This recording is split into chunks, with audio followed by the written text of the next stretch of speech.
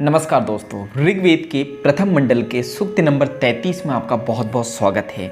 आज हम लोग पढ़ने वाले हैं सूक्त नंबर 33 देवता इंद्र। तो चलिए शुरू करते हैं। हम पणि असुर द्वारा रोकी हुई गायों को पाने की इच्छा से इंद्र के पास चले। इंद्र हिंसा रहित है एवं हमारी उत्तम बुद्धि को बढ़ाते हैं। इसके बाद वे इस गौ रूप धन के विषय में हमें उत्तम ज्ञान देते हैं। तो यहाँ पे हमें बताया गया है कि हम पणि असुर द्वारा, पणि जो असुर है, राक्षस है, तो हम पणि असुर द्वारा रोकी हुई गायों को पाने की इच्छा से इंद्रदेव के पास चले। इंद्रदेव हिंसा रहित है, यानी अन्याय के विरुद्ध लड़ते हैं। तो इंद्र हिंसा रहित है एवं हमारी उत्तम बुद्धि को बढ़ाते हैं। उत्तम का मतलब होता है बढ़िया। तो इंद्रदेव हमारी उत्तम बुद्धि यानी बढ़िया बुद्धि को बढ़ाते हैं।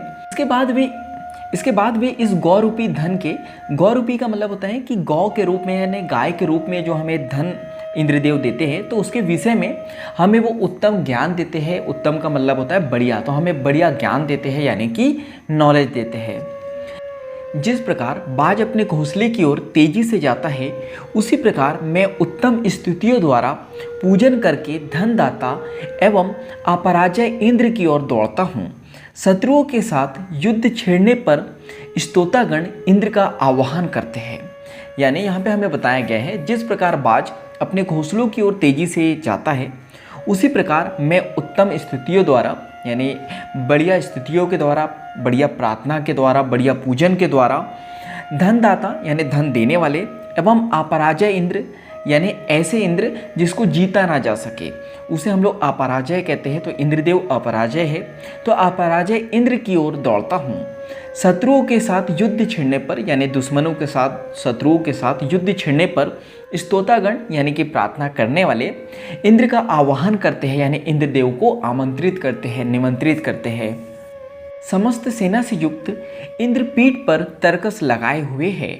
सबके स्वामी इंद्र जिसे चाहते हैं, उसी की गाय पणि से छुड़ाकर उसके पास भेज देते हैं।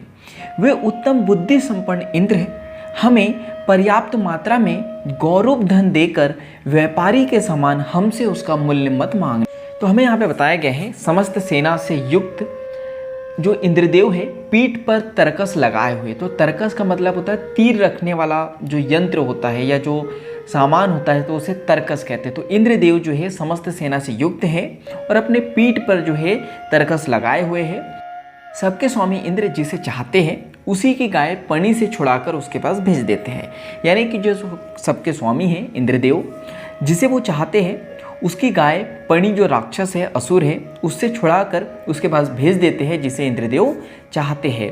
हे उत्तम बुद्धि संपन्न इंद्र, यानी जो सभी प्रकार से उत्तम बुद्धि वाला हो, यानी उत्तम यानी बढ़िया, तो बढ़िया बुद्धि से संपन्न हो, ऐसे इंद्रदेव हमें पर्याप्त मात्रा में गौरव धन देकर, यानी पर्याप्त मात्रा में जितना हमें पर्याप्त लगता है उतनी मात्रा में गौ रूप धन यानी गौ के रूप में, गाय के रूप में धन देकर व्यापारी के समान हमसे उसका मूल्य मत मांगना, यानी कि उससे के पैसे हमसे मत मांगना।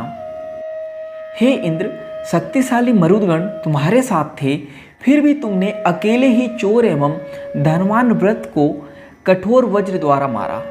यज्ञ विरोध उसके अनुचर तुम्हें मारने के विचार से गए, पर उन्हें तुम्हारे धनुष से मृत्यु मिली।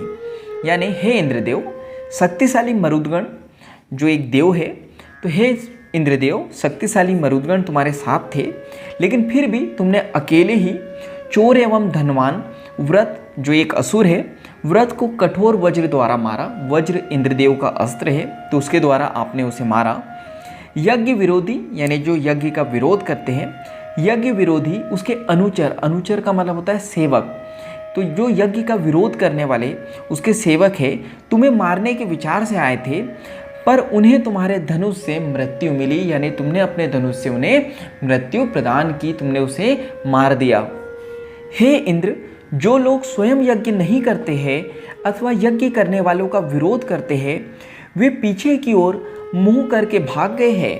हे इंद्र, तुम हरि नामक घोड़ों के स्वामी, युद्ध में पीठ न दिखाने वाले तथा उग्र हो, यज्ञ न करने वालों को तुमने स्वर्ग, आकाश और धरती से भगा दिया है। यानी हे इंद्रदेव, जो लोग स्वयं यज्ञ नहीं करते हैं, यानी जो लोग खुद से यज्ञ नहीं करते हैं अथवा यज्ञ करने वालों का विरोध करते हैं, यानी जो यज्ञ भी नहीं करते हैं और जो यज्ञ करते हैं उनका भी विरोध करते हैं, वे पीछे की ओर मुंह करके भाग गए हैं। तो हे इंद्रदेव, तुम हरि नामक घोड़ों के स्वामी, यानी जो हरि नामक घोड़े हैं उसके स्वामी हो, युद्ध में पीठ ना दिखाने वाले हो तथा उग्र हो, उग्र यानी तेज तीव्र हो, और यज्ञ ना करने वालों को तुमने स्वर्ग से, आकाश से और धरती से भगा दिया है। व्रत के अनुचरों ने दोष रहित इंद्र की सेना के साथ युद्ध करना चाहा था। उत्तम चरित्र वाले मनुष्यों ने इंद्र को युद्ध के लिए प्रेरित किया। जिस प्रकार सूर्य के साथ युद्ध छेड़ने वाले नपुंसक भाग जाते हैं, उसी प्रकार वे इंद्र के द्वारा अपमानित होकर अपनी निर्बलता का विचार करते हुए सरल मार्गों से दूर भाग गए। यानी हे इंद्रदेव, व्रत के अनुचर, व्रत जो एक राक्षस है, असुर है, और अनुचर का मतलब होता है सेवक। तो जो व्रत के अनुचर थे, सेवक थे, अनुचरों ने दोष रहित इंद्र की सेना, यानी जो इंद्रदेव है वो दोष रहित है, तो दोष रहित इंद्र की सेना के साथ युद्ध करना चाहा था। उसकी इच्छा थी कि दोष रहित इंद्र की सेना से वो युद्ध करे, परंतु उत्तम चरित्र वाले मनुष्यों ने, उत्तम चरित्र यानी जिसका बढ़िया चरित्र है, तो उत्तम चरित्र वाले मनुष्यों ने इंद्र को युद्ध के लिए प्रेरित किया, यानी इंद्रदेव को प्रोत्साहित किया कि आप युद्ध करो। जिस प्रकार सूर्य के साथ युद्ध छेड़ने वाले, सूर्य का मतलब होता है बहादुर या वीर, तो जिस प्रकार सूर्य के साथ युद्ध छेड़ने वाले नपुंसक भाग जाते हैं, नपुंसक मतलब होता है शक्तिहीन, जिसके पास शक्ति नहीं होती है, तो नपुंसक भाग जाते हैं, उसी प्रकार वे इंद्र के द्वारा अपमानित होकर अपनी निर्बलता का मतलब होता है कमजोरी, तो अपनी निर्बलता का विचार करते हुए सरल मार्गों से दूर भाग गए हैं। हे इंद्र, व्रत के कुछ अनुचर तुम्हारी हंसी उड़ा रहे थे और कुछ तुम्हारे भय से रो रहे थे। तुमने उन सभी से आकाश में युद्ध किया एवं दस्यु व्रत को स्वर्ग से लाकर भली भांति सह परिवार नष्ट कर दिया। इस प्रकार तुमने सोमरस तैयार करने वाले एवं स्तुतिकर्ताओं की रक्षा, यानी हे इंद्रदेव, व्रत के कुछ अनुचर, व्रत का मतलब होता है असुर और अनुचर का मतलब होता है सेवक, तो व्रत के कुछ अनुचर यानी सेवक तुम्हारी हंसी उड़ा रहे थे और कुछ तुम्हारे भय से रो रहे थे, यानी कि तुम्हारे डर से रो रहे थे। तुमने उन सभी से आकाश में युद्ध किया और दस्यु व्रत को स्वर्ग से लाकर भली प्रकार, यानी कि अच्छे से लाकर सह परिवार नष्ट कर दिया, यानी कि उन्हें मार दिया। इस प्रकार तुमने सोमरस तैयार करने वाले, सोमरस का मतलब होता है देवताओं का पीने योग्य जो पदार्थ होता है, जो यज्ञ करने से प्राप्त होता है, तो उसे सोमरस कहते हैं।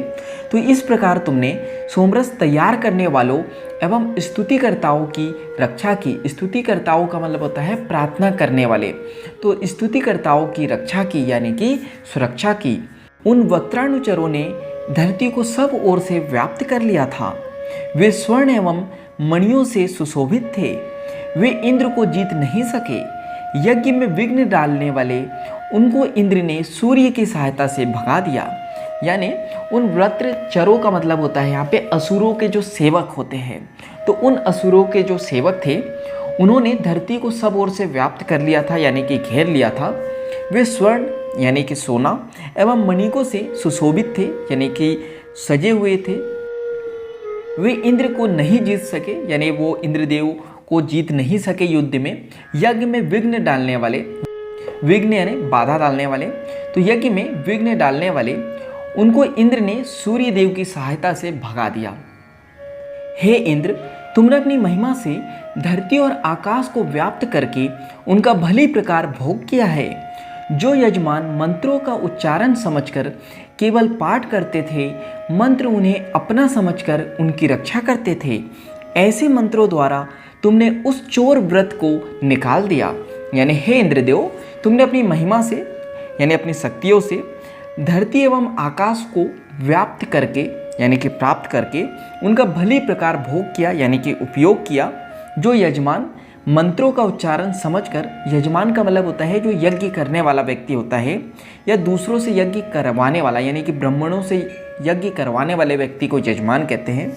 तो जो यजमान मंत्रों का उच्चारण समझकर केवल पाठ करते थे, यानी कि पढ़ते थे, मंत्र उन्हें अपना समझकर उनकी रक्षा करते थे, यानी कि सुरक्षा करते थे।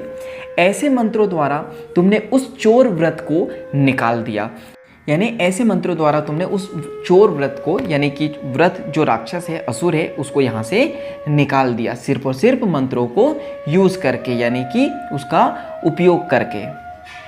जब आकाश से धरती पर जल नहीं बरसा और धन देने वाली भूमि मानवोपकारक फसलों से युक्त नहीं थी, तब वर्षाकारक इंद्र ने अपने हाथ में वज्र उठाया और चमकते हुए वज्र की सहायता से अंधकार फैलाने वाले मेघ से नीचे गिरने वाला जल पूरी तरह दुहा। यानी जब आकाश से धरती पर जल नहीं बरस रहा था, नहीं गिर रहा था, और धन देने वाली भूमि मानवोपकारक, यानी कि जो हमारा मन चाहता है उसके अनुसार फसलों से युक्त नहीं थी, तब वर्षाकारक, यानी वर्षा कराने वाले, तब वर्षाकारक इंद्र ने अपने हाथ में वज्र उठाया, जो इंद्रदेव का हथियार है, अस्त्र है।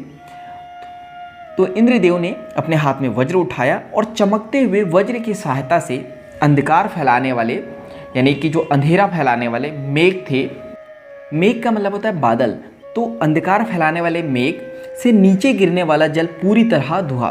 तो जब इंद्रदेव ने मेघ को वज्र मारा तो उससे पानी गिरा नीचे, तो उसको पूरी तरीके से इंद्रदेव ने दुहा, यानी कि पूरी तरीके से धरती पर भेजा। इंद्र के स्वधा मंत्र के अनुसार पानी बरसने लगा, तब वज्र उन नदियों के बीच में पहुंचकर बहने लगा जिनमें नाव चल सकती थी। इंद्र ने शक्तिशाली एवं प्राण संहारक वज्र द्वारा उस स्थिर मन वाले व्रत को कुछ ही दिनों में मार डाला। यानी जो इंद्रदेव हैं, इंद्रदेव के स्वधा मंत्र के अनुसार पानी बरसने लगा, तब व्रत जो एक असुर है, राक्षस है, उन नदियों के बीच में पहुंचकर बहने लगा जिनमें नाव चल सकती थी। इंद्रदेव ने शक्तिशाली एवं प्राण संहारक, शक्तिशाली यानी जिसमें बहुत ज़्यादा शक्ति हो, एवं प्राण संहारक यानी प्राण लेने वाला, तो इंद्रदेव ने शक्तिशाली एवं प्राण संहारक वज्र द्वारा उस स्थिर मन वाले व्रत को कुछ ही दिनों में मार डाला। इंद्र ने धरती पर छिपी हुई व्रत की सेना को पूरी तरह वेध दिया था एवं संसार को दुखी करने वाले एवं सिंह के समान आयुध वाले व्रत को अनेक प्रकार से मारा था। हे इंद्र, तुम्हारे पास जितना वेग और बल है उसके द्वारा तुमने युद्धाभिलाषी व्रत को वज्र की सहायता से काट डाला। यानी हे इंद्रदेव, धरती पर छिपी हुई व्रत की सेना, व्रत जो एक असुर है, तो व्रत की छिपी हुई सेना को पूरी तरह वेध दिया था, यानी कि जख्मी कर दिया था, एवं संसार को दुखी करने वाले एवं सिंह के समान आयुध वाले व्रत को, आयुध का मतलब होता है शस्त्र, तो सिंह के समान आयुध या शस्त्र वाले व्रत जो एक असुर है, व्रत को अनेक प्रकार से मारा था। हे इंद्रदेव, तुम्हारे पास जितना वेग है और बल है उसके द्वारा तुमने युद्धाभिलाषी यानी जिसकी युद्ध करने की इच्छा हो, तो उसके द्वारा तुमने युद्धाभिलाषी व्रत को, यानी कि जो असुर है, व्रत को वज्र की सहायता से मार डाला, यानी कि उसकी मृत्यु कर दी। इंद्र का कार्य सिद्ध करने वाला वज्र शत्रुओं पर गिरा था। इंद्र ने तीक्ष्ण एवं श्रेष्ठ वज्र रूपी आयुध से व्रत के नगरों को तोड़ डाला। इसके पश्चात इंद्र ने अपना वज्र वज्र पर चलाया और उसे मारते हुए भली भांति अपना उत्साह बढ़ाया।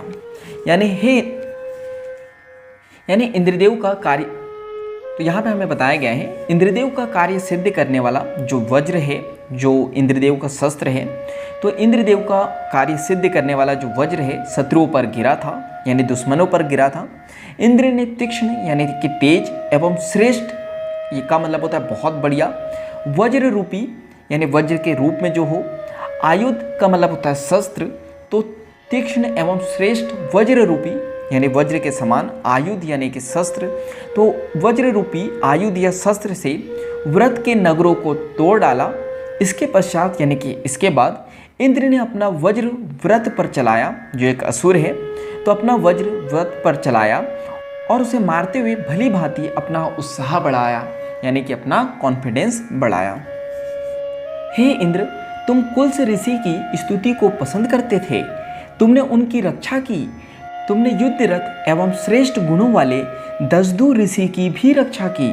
तुम्हारे घोड़ों की टापों से उठी हुई धूल आकाश तक फैल गई थी। श्वेत्रीय ऋषि शत्रुओं के भय से पानी में छिप गए थे। मनुष्यों में श्रेष्ठ पद पाने की इच्छा से वे तुम्हारी कृपा के कारण ही बाहर निकले। यानी हे इंद्रदेव, तुम कुल्स ऋषि की स्तुति को पसंद करते थे, यानी कि जो कुल्स ऋषि की स्तुति को यानी कि प्रार्थना को पसंद करते थे।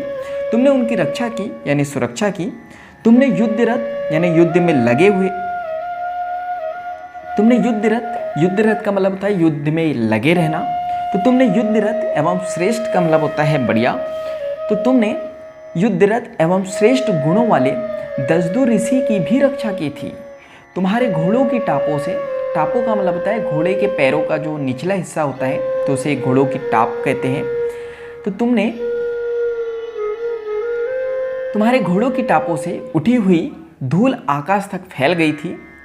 श्वेत्रीय ऋषि शत्रुओं के भय से यानी कि डर से पानी में छिप गए थे। मनुष्यों में श्रेष्ठ पद पाने की इच्छा यानी अच्छा पद पाने की इच्छा से वे तुम्हारी कृपा से ही बाहर निकल आए थे। हे इंद्र, तुमने शांत चित्त श्रेष्ठ गुण वाले एवं जलमग्न श्वेत्रीय को क्षेत्र प्राप्ति के उद्देश्य से बचाया था।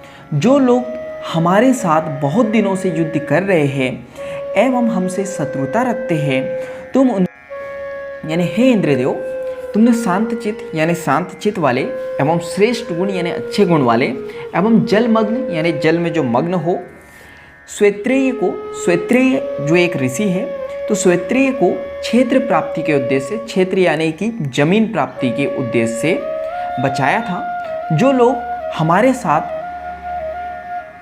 हमारे साथ बहुत दिनों से युद्ध कर रहे हैं एवं हमसे शत्रुता रखते हैं, तुम उन्हें वेदना और कष्ट दो। वेदना का मतलब होता है दर्द, तो तुम उन्हें वेदना और कष्ट दो।